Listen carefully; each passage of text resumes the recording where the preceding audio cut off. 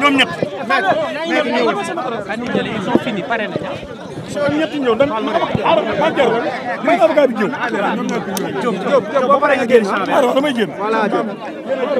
voilà ñu xaar ki nga xam ne mooy maître Bamba Cissé ak maître Abdoulaye voilà Fall ñu ngi noonu Ndiaye Gaye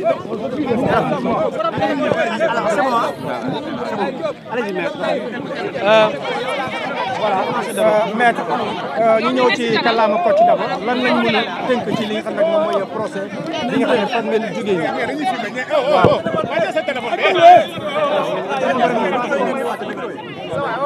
léegi tey tribunal bi dafa décider renvoyer affaire bi d'office dafa renvoyer affaire bi d'office pour convenance personnelle lu ñu naan convenance personnelle mooy juge yi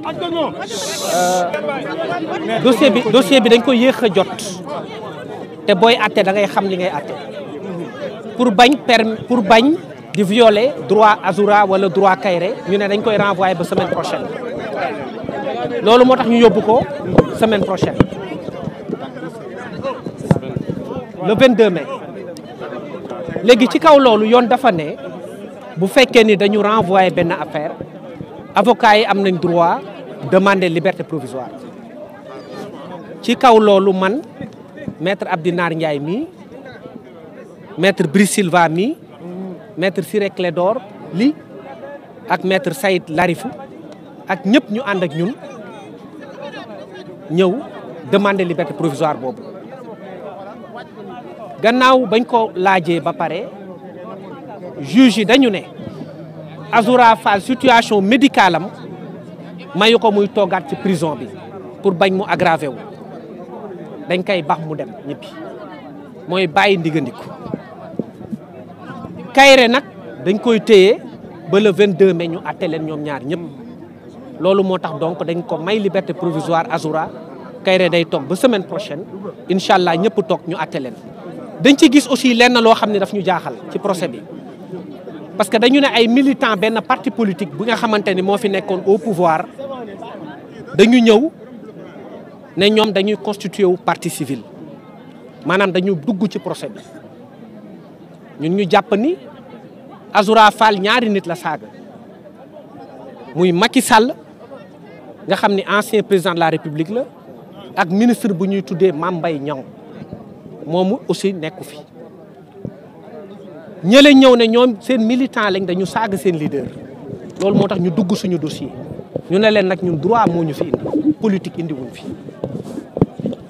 te tey yoon am na lu ñu jox ci dëgg parce que bu doon politique rek tey Azoura Fall du génn droit rek moo ko fi génn donc looy politique xamal ni bu duggee ci audience rek da koy yàq munoo am ndam ci booy def politique ci biir tribunal bi parce que fii droit la ñuy xool ñun nag yàlla dafa def droit boobu moom lañ plaidé ak tuuti xam-xam bi ñu yàlla may ñu jëfandikoo ko ba permettre Azoura génn maintenant ñoom bu ñu ñëwee wala ñi nga xamante ni ñoo nekk seen gannaaw ci procès bi su boobaa dinañ xool ndax li ñuy wax naan ñoom infraction bi nga xamante ni dañ ne dañ ko def ñoom am nañ ci loo xam ne dañ leen ci gaañ wala yooyu su boobaa dinañ ko apprécier mais li ñuy bañ rek mooy ñu polluer suñu procès mooy ñoo xamante ni dañuy ñëw di def politique te dañ leen di ñaan ñu bañ ñu indil benn problème benn incident parce que ñun xamuñu yooyu ñun droit rek lañ xam en français donc je dirais que à la suite d'une décision d'office qui a été ordonnée par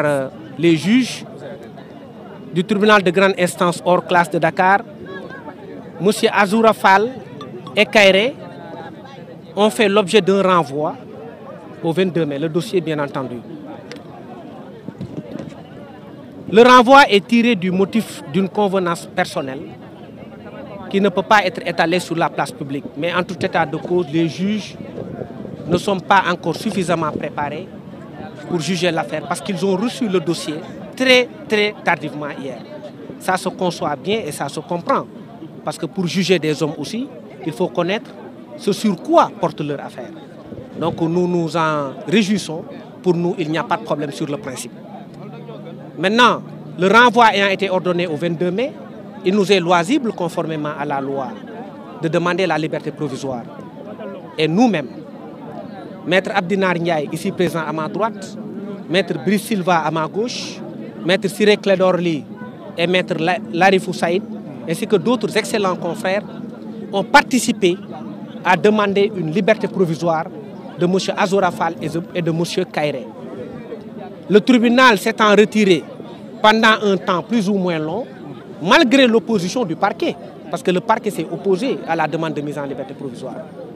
Le tribunal a passé outre et a ordonné la liberté provisoire de M. Azoura Fall, qui avait un dossier médical très parlant, qui avait été produit depuis l'enquête préliminaire. Azoura Fall a été mis en liberté provisoire et Kairé maintenu jusqu'au 22, date à laquelle ils seront tous les deux jugés et feront face à leur juge. Ce qui nous a gênés dans l'affaire, c'est la présence d'un cheveu dans la soupe. Parce que nous ne faisons pas de la politique. Nous faisons du droit. Des militants d'un parti politique.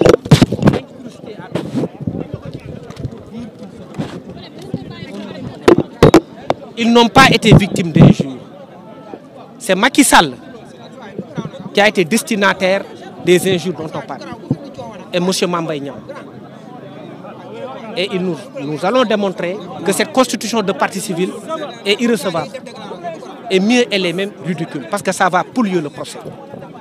Nous ne tomberons pas dans le piège de la politisation, nous resterons sur le terrain du droit. Parce que ce qui a permis aujourd'hui à Azoura Fall de sortir, c'est le droit, ce n'est pas la politique. Le message qu'on peut retenir de cette affaire, dans l'ensemble, c'est que la justice est devenue impartiale. Quel que soit le bord par lequel on peut se situer, si on transgresse les normes sociales, on doit faire face à la justice.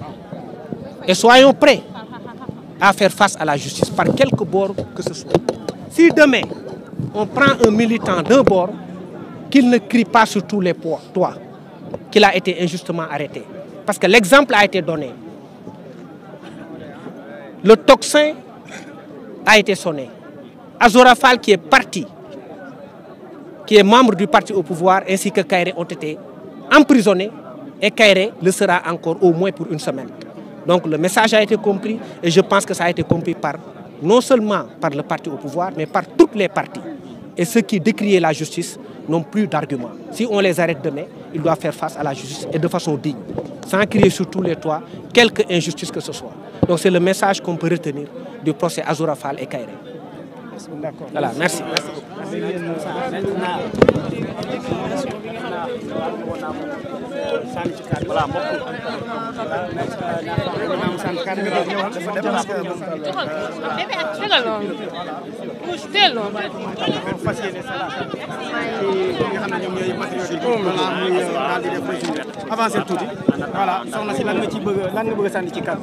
Asalaamaaleykum wa rahmatullah. Dama bëgg wax ak suñu mbokki patriote yi rawatina sama doom yi nga xam ne ñoom lañ téye fii tey muy Azoura ak Kairé. tur bi ak sant bi. Man maa ngi tudd Soxna Diarra Diop nekkoon Pastef Angleterre. bokk Pastef depuis 2015. dama am lu ma bëgg a dolli rek gannaaw bu ma ñaanalee Azoura yàlla génnee na ko ci waaye di ñaanal Kairé tamit yàlla génnee ko si. Yéen patriote yi maa ngi leen di ñaan ki nga xam ne mooy suñu leader. du suñu président parti bu leen fàtte ni système bi fi nekk bari na loo xam ne changé gut te liñ bëgg suñ ko amee Ousmane Sonko mooy téye mbaar mi mooy kenu bi nga xam ne moo téye mbaar mi